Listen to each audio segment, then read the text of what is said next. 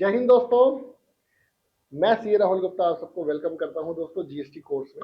दोस्तों अब हमने चैप्टर 1 कौन सा था, बेसिक्स इंट्रोडक्शन। चैप्टर 2 डेफिनेशंस था। चैप्टर 3 आपका था सप्लाई एंड चैप्टर 4 था चार्ज। हमने ये बेसिकली तीन ही चैप्टर बोलूंगा मैं इसको, डेफिनेशंस को चैप्टर नहीं होता। हमने 3 चैप्टर कर लिया, अब हम उनके क्वेश्चन आंसर्स कर रहे हैं दोस्तों।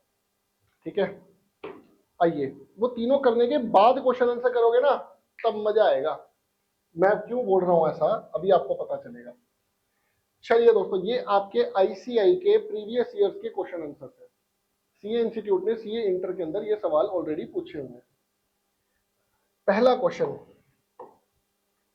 List some of the benefits that may accrue to the economy. क्या बेनिफिट्स हैं जीएसटी को लाने से? आई गेस इसके ऊपर तो आप पूरी किताब भर दोगे भैया। सी फॉर्म एफ फॉर्म सब झगड़े खत्म, सारे मल्टीपल रिटर्न्स खत्म। अब आप इंटरस्टेट माल बेच सकते हो without cascading effect of taxes. मतलब कंटेंट का भरमार है, क्या लिखना है बच्चों अब आप डिसाइड करो। मैंने आपको इतना कंटेंट दे रखा है इस क्वेश्चन के लिए कि आपको लिखते हुए सोचना नहीं पड़ेगा। एग्जामिनर को सोचना पड़ेगा भाई इतना बड़ा लिख दिया भाई, नंबर कैसे काटूं। स्केल से नापेगा, स्केल से। आहा इतना लंबा लिखा है। हमारा एक टीचर था सोशल स्टडीज में बच्चों, जब मैं 10th क्लास में था, वो ना स्केल से नापता था। भाई इतना लंबा लिखा है, इतने नंबर दूंगा। तो ऐसी स्केल से नापना पड़े ना उसको कि भाई सब नंबर काटू कहाँ। ठीक है, आप फिर भी देखिए creation of unified national market. आप नेशनल मार्केट को क्यों बोल रहा हूं मैं? क्योंकि आप इंटरस्टेट माल भी बेच रहे हो without cascading effect of taxes. ठीक है जी। कॉमन प्रोसीजर्स है जी, सारे जीएसटी की रिटर्न में कॉमन है, सेम ही फॉर्मेट है, सब कुछ सेम है। नहीं तो क्या है, हरियाणा वैट की अलग site, GST sorry UP VAT की अलग साइट, यूपी वैट के अलग फॉर्म्स, हरियाणा वैट के अलग फॉर्म, दिल्ली वैट के अलग फॉर्म्स। तो बवाल था बच्चों, बवाल। Boost to make in India. भैया मैन्युफैक्चरिंग एक ही स्टेट में करोगे, इंटरस्टेट माल बेचोगे तो भी कोई नुकसान नहीं है। Boost to investments, exports and employment. Export easy हो गया। पहले होता था एक्साइज की अलग एक्सपोर्ट की कंप्लायंसेस, वैट की अलग एक्सपोर्ट की कंप्लायंसेस। एक्सपोर्ट्स के लिए रिफंड वैट का अलग लो, एक्साइज का अलग लो, सर्विस टैक्स है तो उसका अलग लो। बवाल मच जाता था बच्चों, प्रेशर कुकर बन जाता था दिमाग। कंसल्टेंट भी महान थे, परेशान थे, बट क्या करें, जीवन इसी का नाम है। चलिए आगे। Further the subsuming of major central and state taxes in GST. Major central और स्टेट टैक्सेस को सबस्यूम कर दिया गया। Comprehensive set of input tax on goods and services was phased out. Central sales tax reduce कर दिया गया, खत्म कर दिया गया, सीएसटी। ठीक है, तो ये सब चीजें आप लिख सकते हो। More employment would be generated as GDP will increase, gross domestic product will increase. ठीक है जी, आइए अब आगे बढ़ते हैं। अगला क्वेश्चन, ये तो इजी था question. Explain with the help of examples how a particular transaction of goods and services is taxed simultaneously under central GST and state GST. अरे यार ये बस, ये तो कुछ भी नहीं है। एक ही ट्रांजैक्शन के ऊपर सेंट्रल जीएसटी और स्टेट जीएसटी कब लगता है? जब आप इंट्रा स्टेट यानी कि लोकल सेल करते हैं। ठीक है, section 9 subsection 1, there shall be levied a tax called CGST on intra-state supplies। Section 9 subsection 1 के अंदर क्या था ना, सीजीएसटी के सीजीएसटी इंट्रा-स्टेट सप्लाईज पे लगता था। इंटरस्टेट कहां लगता था? आईजीएसटी एक्ट में। इंटरस्टेट सीजीएसटी एक्ट में मिलेगा ही नहीं। ठीक है, तो ये कहां लगता था? इस तरीके से आप लिखोगे तो पूरे नंबर मिलेंगे। ये तो बहुत ही बच्चू सा आंसर है। Central GST and state GST is levied simultaneously on every intra-state supply of goods or services or both made by registered person except the exempted goods। exempted goods के ऊपर तो जीएसटी है ही नहीं। and services as well as goods and services which are outside the purview of GST. further इस तरीके से लिखना है, या आप और बढ़िया लिख सकते हो, both are levied on the same price or transaction value। क्या बता रहे हो sir? the same can be better understood with the help of example। example बना दो जी, लो जी नंबर। इससे बढ़िया आंसर मैं चाहूंगा आप कमेंट बॉक्स में इसका दो। आई वुड रिक्वेस्ट यू, अगर आपने मेरी क्लासेस देखी है तो इस क्वेश्चन का आंसर मुझे डिस्क्रिप्शन बॉक्स में चाहिए, बढ़िया सा आंसर। ठीक है, चलिए जी। Question number 3, why was there a need to amend the constitution of India before introducing GST? Why? Because GST के आने से पहले 1 जुलाई 2017 से पहले सेंटर की पावर अलग थी टैक्सेस लगाने की, स्टेट की पावर अलग थी। दोनों एक दूसरे के साथ ओवरलैपिंग टैक्सेशन सिस्टम नहीं था, एक का इनपुट दूसरे में नहीं मिलता था, दूसरे का इनपुट पहले में नहीं मिलता था, तो उन दोनों को साइमल्टेनियसली टैक्स लगाने के लिए कॉन्स्टिट्यूशन में अमेंडमेंट करनी पड़ी। हाँ सर, ये तो आपने बताया था। Earlier the fiscal powers between the centre and the states were clearly demarcated with almost no overlap between the respective domains. अच्छा, कुछ लोगों को लग रहा होगा ये तो सर जी नए नए से क्वेश्चन लग रहे हैं। सर चैप्टर 1 इंट्रोडक्शन को दोबारा रिवाइज कर लो, दोबारा क्लास ले लो। एक बार दोबारा क्लास ले लोगे ना, मजा आ जाएगा क्वेश्चन आंसर करने में। The center had the powers to levy tax on the manufacture of goods except alcoholic liquor for human consumption। ये पहले था दोस्तों, opium narcotics, while the states had the power to levy tax कौन सा, sale of goods। उसके पास किसका था, manufacture यानी कि एक्साइज लगती थी मैन्युफैक्चरिंग के ऊपर, और ट्रेडिंग के ऊपर लगता था वैट। ठीक है जी। In case of interstate sale CST लगता था। Centre had the power to levy the central sales tax, but ये किसके पास जाता था, स्टेट गवर्नमेंट के पास ही जाता था। But the tax was collected and retained entirely by the states. ठीक है जी। As for services it was centre alone that was empowered to levy service tax. Introduction of the GST necessitated the amendments in the constitution so as to simultaneously empower the center and the states to levy and collect this tax. This Constitution of India was amended by the 101st Amendment Act 2016। अच्छा 2016 में आई थी भैया amendment, 2017 मत लिख देना। For this purpose, Article 246A of the Constitution introduced thereby empowered the center and the states to simultaneously levy and collect GST। हाँ sir, question तो बहुत इजी लग रहे हैं सर, ऐसे ही पेपर में क्वेश्चन आएंगे क्या? हाँ बच्चों, पेपर में क्वेश्चंस ऐसे ही आएंगे, लेकिन हम लोगों को अपनी रिवीजन बढ़िया रखनी है ताकि हमें पेपर में जाकर कंफ्यूज नहीं होना। और पेपर में हमें ये बोलना है, एग्जामिनर क्वेश्चन पूछ तो क्या पूछेगा, मुझे सब कुछ आता है, ये कॉन्फिडेंस लेके जाना है बच्चों पेपर के अंदर। ठीक है, अगला question, GST is a destination based tax on consumption of goods और सर्विसेज और both, discuss the validity of the statement. GST is a destination based consumption tax. पहले क्या होता था, ओरिजिन बेस्ड टैक्स। हम पहले लिखेंगे पुराना क्या था। Before introduction of GST, there was origin based tax in India, from where tax is collected and retained by that government from where the movement of goods had started. In GST, consumption based taxation system has started। मतलब कि जिस state में consumption होगी, that is in which state the consumption will occur, GST will go to that state। That is why it is a consumption based tax। The given statement is valid। GST is a destination-based tax on consumption of goods or services। GST is known as destination tax back since the tax would accrue to the taxing authority which has jurisdiction over the place of consumption, which is also termed as place of supply। ये अभी और chapter अगला आएगा। If A in Delhi produces the goods and sells the goods to B in Haryana, in this case tax would accrue to the state of Haryana जहाँ पे माल consume हो रहा है, and not to the state of Delhi। On the other hand, under pre-GST regime, origin-based taxation system was prevailing in such cases। जैसे मैंने बताया था वैसे ही लिखोगे ना तो नंबर आएंगे। Under origin-based taxation, the tax used to accrue to the state। अच्छा, एक और बात है दोस्तों, एग्जामिनर आपका पूरा पेपर नहीं पढ़ना चाहता, तो आपको क्या करना पड़ेगा, मान लीजिए आपने यही आंसर लिखा है, अब आपकी जगह अगर मैं हूं, आप ऐसे लिख के आए हो, ये आपने आंसर लिखा है, तो मैं क्या बोलूंगा आपको कि भैया इसको हाईलाइट करके आओ, वैलिड। एग्जामिनर का टाइम बचाओ, एग्जामिनर टाइम बचेगा वो आपको पूरे मार्क्स देगा। Destination based tax, consumption, that's it. Tax, taxing authority, jurisdiction, place of consumption, ये सब आप अंडरलाइन कर लो, छोटे छोटे वर्ड्स को अंडरलाइन कर लो, वो सीधा ये पड़ेगा, valid, destination based tax, tax, taxing authority, jurisdiction, place of consumption. था number, origin based taxation, state taxation और originated, that's it. 3 line, example को अंडरलाइन करने की जरूरत नहीं है। ठीक है, ले बच्चा 5 में से 5 नंबर, जा मौज कर। ठीक है, ये फीलिंग आनी चाहिए पेपर देते हुए। ठीक है, और एग्जामिनर को भी यही फीलिंग दिलानी है। अगला question, discuss the leviability of GST और otherwise on the following. Alcoholic liquor for human consumption. Sir alcoholic liquor for human consumption तो आउटसाइड ऑफ जीएसटी है, इसमें थोड़ी ना कोई जीएसटी लगता है, तो बस यही लिखना है, alcoholic liquor for human consumption is outside the realm of GST. क्या लिखोगे, सेक्शन 9 सबसेक्शन 1, उसमें क्या लिखा हुआ है, there shall be levied tax on all interstate supplies except alcoholic liquor for human consumption. ठीक है, ऐसे लिखोगे तो मजा ही आ जाएगा। The manufacture production of alcoholic liquor continues to be subject to state excise duty. अगर आप लोकल सेल कर रहे हो तो state excise duty, and interstate sale of the same is subject to CST VAT respectively.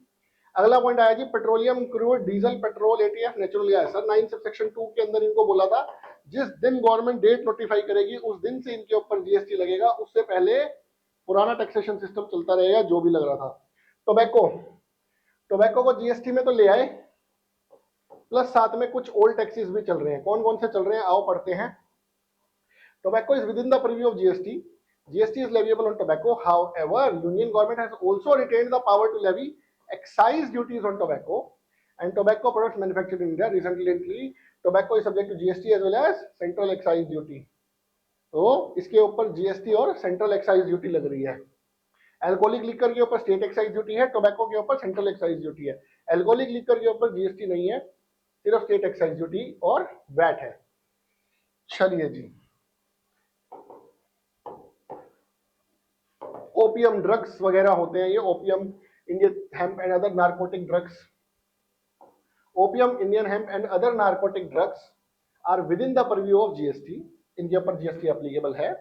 However, state governments have also retained the power to levy excise duties on such products manufactured in India. इसके ऊपर state excise duty भी लगेगी, subject to GST as well as state excise duties. इसके लिए आप क्या कर सकते हो दोस्तों, ये चार्ट का घोटा मार लो।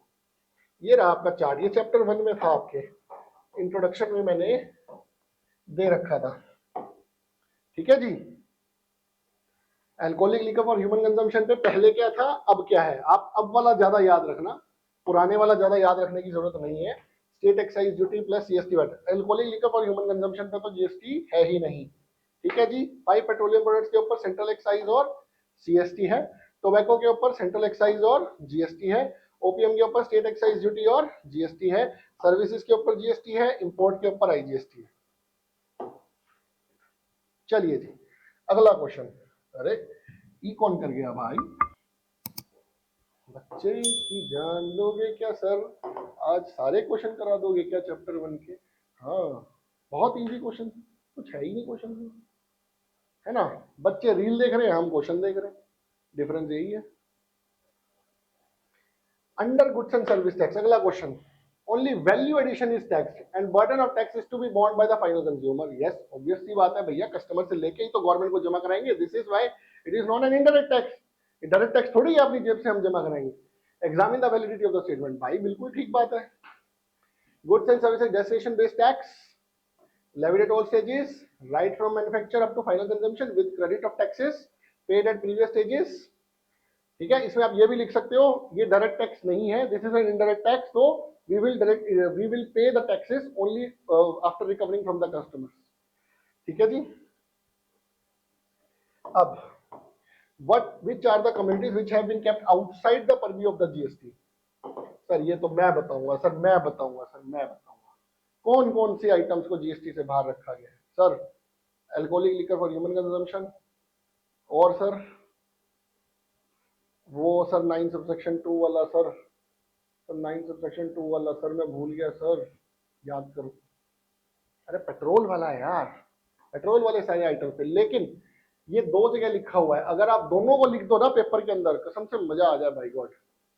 आर्टिकल 366(12)A में भी लिखा हुआ है यही चीज जो गुड्स की डेफिनेशन दे रहा है, और सेक्शन 9 सबसेक्शन 1 9 सबसेक्शन 2 में भी लिखा हुआ है। 101 Constitutional Amendment Act defines goods and service tax as a tax on supply of goods or services or both except supply of alcoholic liquor for human consumption is out of GST by way of definition of GST in the Constitution. 5 petroleum products are also outside GST and they will come under GST by way of notification when government announces a date। ठीक है जी। All taxation system will continue on these products। A dual GST has been implemented in India। Yes sir, CGST SGST, central का पैसा central को, state का पैसा state को। Set of CGST SGST का आपस में नहीं होता, मैंने सिर्फ आपको शॉर्ट में बताया था, ये लॉन्ग में बाद में आएगा।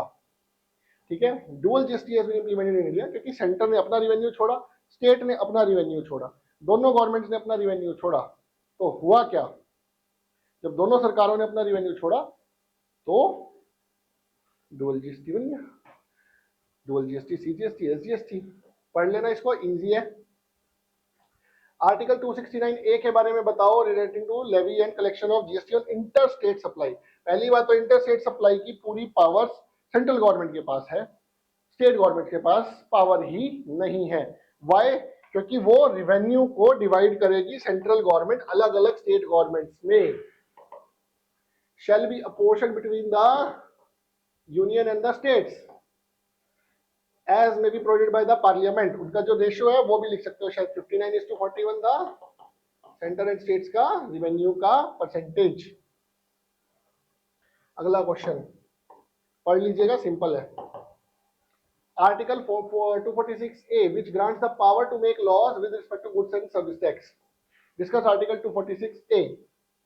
Article 246A stipulates that Parliament and the legislature of every state have power to make laws. Her state government के पास अपना एक्ट बनाने की पावर है, लेकिन वो ऑलमोस्ट सेम रहेगा आपके CGST एक्ट के according, imposed by the union or by state. Parliament has exclusive power to make laws with respect to goods and service tax where the supply of goods or of services or both takes place in the course of interstate trade or commerce. However, in respect to petroleum crude, high-speed diesel, motor spirit, the aforesaid provision shall apply from the date to be notified by the government on the recommendations of the GST Council. ये नहीं भी लिखोगे तो भी कोई दिक्कत नहीं है, आपको 246A की पावर्स बतानी है तो वो बता दीजिए। चलिए जी, प्रीवियस ईयर के क्वेश्चंस आ जाते हैं। Write a short note on various list provided in the 7th schedule to the constitution of India. बस सर, पेपर के अंदर ये आते ही तोते घुल सर धुआं निकल जाएगा कानों से। 7th शेड्यूल कौन सा था? मैंने बताया था आपके पेपर में क्वेश्चन आया हुआ है जब वीडियो बनाई थी पिछली इंट्रोडक्शन वाले चैप्टर में। 7th शेड्यूल कहता है यूनियन लिस्ट, स्टेट लिस्ट और कंकरेंट लिस्ट, तीन तरीके की लिस्ट है। यूनियन लिस्ट में यूनियन गवर्नमेंट के पास पावर है, स्टेट लिस्ट में स्टेट गवर्नमेंट के पास पावर है, कंकरेंट लिस्ट में दोनों के पास पावर है। वही है लिस्ट 1 यूनियन लिस्ट, वो 7th शेड्यूल में लिखा हुआ है। ठीक है जी, list 1 is union list, list 2 is state list and list 3 is concurrent list. ये देखो नालायकों ने 3 की बजाय 2 कर दिया, इसको 3 कर लेना बाल को, नहीं तो मैं सॉफ्ट कॉपी में मिल करा देता हूँ। जीएसटी से simplified tax structure justify the statement. अरे हाँ सर, कितना सिंप्लीफाई हो गया है सर, पहले इतने टैक्सेस थे, इतना सारे जीएसटी की रिटर्न, सॉरी सर्विस टैक्स की रिटर्न, वैट की रिटर्न, हर स्टेट की अलग, हर फॉर्म अलग, बहुत लिख देंगे सर, इसको तो छोड़ दो। 4 मार्क्स क्या, 4 में से 4.5 मार्क्स ला के दिखाएंगे इसमें आपको।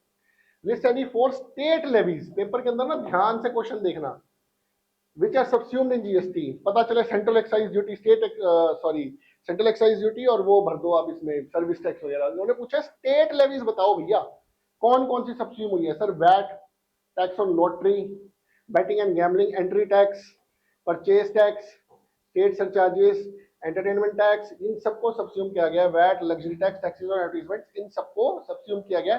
4 पॉइंट आपको देने हैं, पर प्लीज सेंटर के मत लिखाना बच्चों, थोड़ा ध्यान से क्वेश्चन को देखना। Discuss 2 functions of GSTN. Sir हाँ, जीएसटीएन क्या करती थी? एमआईएस रिपोर्ट देती थी, रजिस्ट्रेशन कराती थी, रिटर्न्स को फैसिलिटेट करती थी। 2 फंक्शन बताने हैं, कितने बता दोगे? रजिस्ट्रेशन करवाते थे पहले, फिर रिटर्न्स फॉरवर्ड करते थे सेंट्रल स्टेट अथॉरिटीज को, सेटलमेंट ऑफ आईजीएसटी करते थे, मैचिंग ऑफ टैक्स पेमेंट करते थे, analysis of tax base profile करते थे। Significant benefits of GST. अरे सर सेम क्वेश्चंस रिपीट हो रहे हैं। हाँ बच्चों, कास्केडिंग इफेक्ट ऑफ टैक्सेस जरूर लिखना है बच्चों इसके अंदर। ठीक है जी। लेविएबिलिटी ऑफ जीएसटी और अदरवाइज ऑन पेट्रोलियम क्रूड। अरे सर जी लिख देंगे section 9 for central levies which are subsumed in GST. अब यहाँ पे एक्साइज ड्यूटी वगैरह आएंगी आपकी, central excise duty, service tax, excise duty and medicinal toilet preparation act, CVD, special CVD. ये इंपोर्ट के टाइम पे एक्साइज ड्यूटी लगती थी, उसका नाम सीवीडी था। इंपोर्ट के टाइम पे वैट लगता था, उसका नाम स्पेशल सीवीडी था। ये दोनों सेंट्रल गवर्नमेंट के पास आते थे। बस चेंज हो गया, एक्साइज खत्म हुआ तो जीएसटी सीवीडी खत्म हो गया। ठीक है जी, आगे बढ़ते हैं जी। अब आ जाते हैं जी 1 marks question. Alcoholic liquor for human consumption is subjected to sir alcoholic liquor for human consumption पे क्या लगता है? सर मैं तो भूल गया, फिर से भूल गया। Alcoholic liquor for human consumption पे क्या लगता है? स्टेट एक्साइज और वैट। अब वहां पे क्या लिखा है? State excise duty, central sales tax, value added tax, both A and B. तो आंसर क्या आएगा? Both A and B. Which of the following statement is true under GST? Please note, true पूछ रहे हैं भैया। Grandparents are never considered as related person. कुछ याद आ रहा है? Grandparents related person, related person, हाँ सर। सेक्शन 15 का एक एक्सप्लेनेशन था जो कहता था members of same family are related person, और सेक्शन 2 के अंदर फैमिली की डेफिनेशन थी self, spouse, children, by default related थे। सेल्फ तो क्या ही बोलोगे, स्पाउस और चिल्ड्रन बोलो। हाँ, और पेरेंट्स, ग्रैंड पेरेंट्स वगैरह तब रिलेटेड होंगे इफ दे आर होली और मेनली डिपेंडेंट ऑन यू। हाँ हाँ सर, याद आ गया। Grandparents are always consider related person to their grandson daughter. No no, grandparents are consider related person to their grandson if they are wholly dependent on their grandson. Yes, C part. Good. Taxes subsumed in GST are service tax हुआ था, हाँ जी हुआ था, luxury tax हुआ था, VAT हुआ था, all of the above.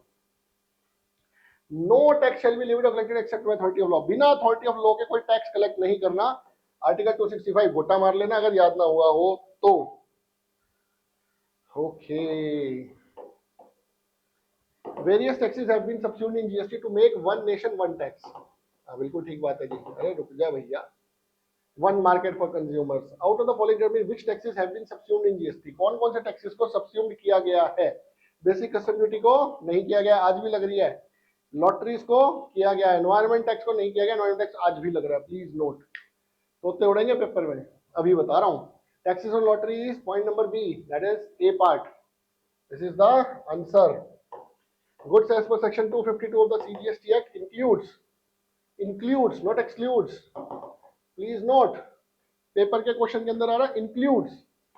ये चीजें गुड्स है। अच्छा, गुड्स की डेफिनेशन याद करो। Goods means every kind of movable property excluding money securities. हाँ सर, मनी आपने बोला था, याद आ गया sir, money securities. But includes, goods includes, क्या इंक्लूड करता था? Actionable claims. हाँ sir, actionable claims was included in goods definition. हाँ, फिर वो शेड्यूल 3 में बाहर निकाल दिया था। और एक्शनेबल क्लेम होता क्या था? Claims to any unsecured date.